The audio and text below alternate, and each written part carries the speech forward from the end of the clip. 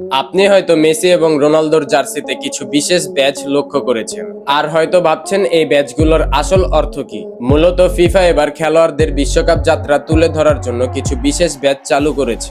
এর উদ্দেশ্য হলো ভক্তরা যেন খেলোয়াড়দের ক্যারিয়ার এবং বিশ্বকাপ সম্পর্কে আরো জানতে আগ্রহী হয়। রোনালদো এবং মেসি দুজনেই একটি গোল্ডেন লেজেসি ব্যাজ পরেন।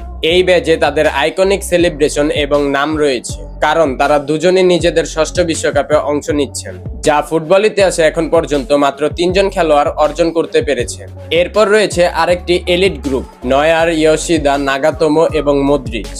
এই খেলোয়াড়রা 5টি ভিন্ন বিশ্বকাপে অংশগ্রহণ করেছেন, তাই তাদের জন্য রয়েছে বিশেষ ব্যাজ, যা তাদের দীর্ঘস্থায়ী ক্যারিয়ার ও ধারাবাহিকতাকে প্রতিনিধিত্ব করে। তবে এই ব্যাজগুলো শুধু অভিজ্ঞ খেলোয়াড়দের জন্যই নয়। হাল্যান্ড, ওলিসি, ডুয়ে এবং ইয়ামালের মতো তরুণ খেলোয়াড়রা যারা নিজেদের প্রথম বিশ্বকাপ খেলছেন তারা পেয়েছে ডেবিউ ব্যাজ।